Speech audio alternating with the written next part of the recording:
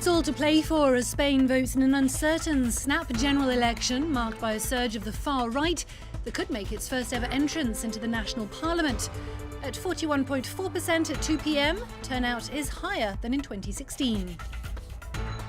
Southern California police say the 19-year-old man who gave himself up shortly after carrying out Saturday's deadly shooting in a San Diego synagogue is also under investigation in connection with an unsolved mosque arson. And amid fears of a repeat of last week's Easter Sunday suicide bombings, churches keep their doors shut across Sri Lanka. But under tight security, a vigil is held in Colombo to mark the moment the terror struck. Thank you for joining us in the France 24 newsroom. I'm Nadia Sharbi. Official turnout for Spain's snap general election shows 41.4% of voters casting their ballot by 2 p.m. this Sunday. That's up almost 5% compared to figures recorded at the same time during the previous election in June 2016. The high level of participation is without a doubt a reflection of the uncertain outcome of this vote. While opinion polls give outgoing Socialist Premier Pedro Sánchez a win, it's unlikely he'll garner the necessary majority to govern alone. And in a sign of how the political environment has soured since Catalonia's failed secession bid, the far-right Vox party looks set to enter parliament for the first time since the end of General Franco's dictatorship in 1975. Clément Bonnereau has more. It's make or break time for outgoing Prime Minister Pedro Sánchez. Voting in Madrid, the leader of the Socialist Party said he was confident he will come out on top. We have a great democracy that all the Spaniards feel very pro-European. And what I would ask all Spaniards or our citizens is to send a clear message for a clear majority. Polls suggest the Socialist Party will indeed lead the vote, but no single group will win an overall majority. That leaves Sánchez with only one option: to team up with small regional parties, as well as the anti-austerity Podemos party. Its leader, Pablo Iglesias, called on Spaniards to come out and vote, a message echoed by Pablo Casado, the leader of the Conservative People's Party. I think it is crucial that all Spaniards cast their ballots today, because the results will condition the future of Spain for the next 4 years, until 2023. Voting in Catalonia, the leader of the centre-right Ciudadanos, Albert Rivera, urged voters to look to the future and turn the page on 2 years of political instability. His party is seen as a potential kingmaker, and so is the far-right Vox party, which is set to enter parliament for the first time. These are historic elections. Today, Spaniards are voting with hope. They're not afraid of anything or anyone. 350 seats are up for grabs in the country's lower chamber and 208 in the Senate. Well, to tell us more about these high turnout figures, here's our Madrid correspondent, Sarah Morris. The second highest in Spanish history, that despite the fact that this is the third general election in 4 years. The turnout at 2 p.m. was up to 41.4%, up 4.5 percentage points. And in, for instance, the northeastern region of Catalonia, it was up by 11%. Catalonia's been a big theme in these elections after that 2017 independence bid. Traditionally in Spain, people have the attitude that a high turnout favours the left-wing parties, but you heard some of the Conservative and Liberal candidates there in that report talking about how they also want a high turnout of their supporters. Everybody is playing for that 20 to 40% of the undecided voters that didn't express their views to the opinion pollsters. It's a very, very tight race, and it looks as if although the Socialists in the opinion polls were tipped to come out top, the second, third and fourth places are going to be very, very volatile. We may see a lot of surprises when the votes start to trickle through from about 10 o'clock tonight. For more, we spoke to political analyst Caroline Gray, who's co-authored a book on nationalist movements on Catalonia and the Basque Country. And I began by asking her what impact Catalonia's failed independence bid had on this election. you have to bear in mind that in Spain, the left is associated with pro-decentralisation attitudes. They're more likely to try and to find a way to resolve the Catalan situation through dialogue, whereas your right wing is very much more centralist in ideology, and the right-wing parties are arguing that the way to solve the Catalan crisis is to clamp down harder on the Catalan secessionists. And so the different views on that have affected things a lot. I mean, if we think, for example, the leader of the Citizens Party, which has started out as a centre-right party but has moved further and further to the right, really. I mean, the leader of that party, Rivera, he actually ruled out very early on in the lead up to the elections, he ruled out any potential post-electoral alliances with the Socialist Party, saying particularly that he felt the Socialists hadn't dealt appropriately with the Catalan situation, that they hadn't clamped down hard enough on the secessionists. So we can see that the Catalan situation has influenced party agendas, has influenced voters in the lead up to the election. But of course, it's not the only issue. There are others as well. And it will probably influence the next stage, because if the vote is as splintered as expected, might reaching a ruling alliance turn out to be a tough job? Could Spain be facing a power vacuum?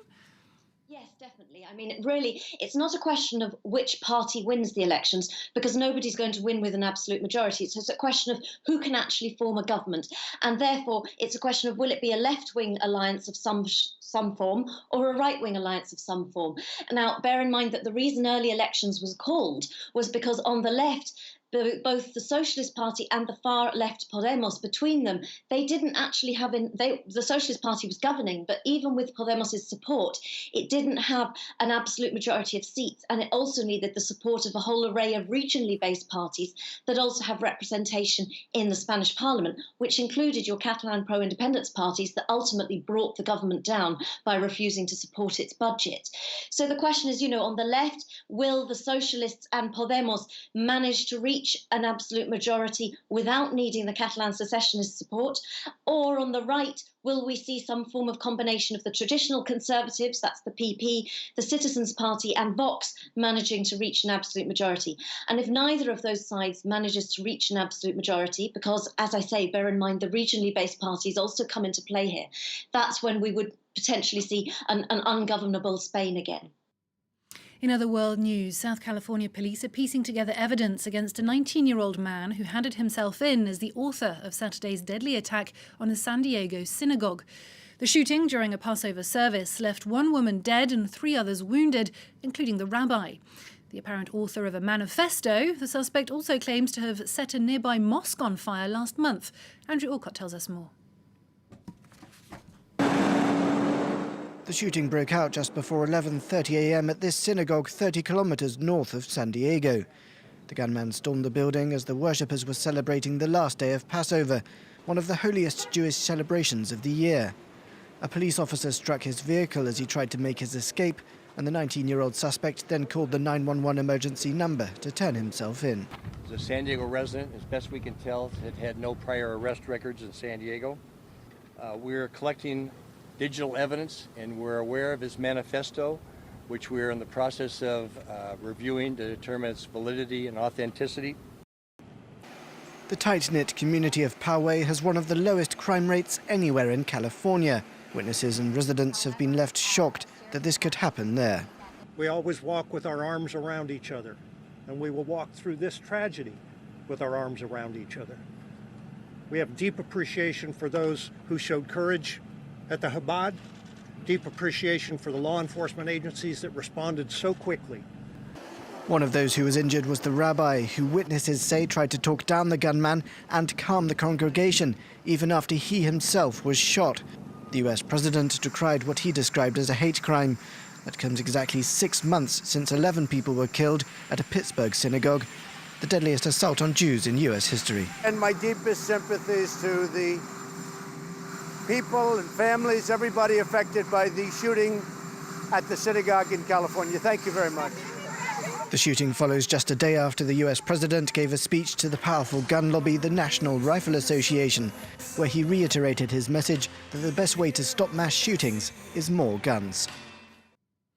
Marking the moment when bombs tore through Easter services, leaving over 250 people dead, Sri Lankans gathered at 8:45 a.m. this Sunday for a vigil outside St Anthony's Shrine in Colombo.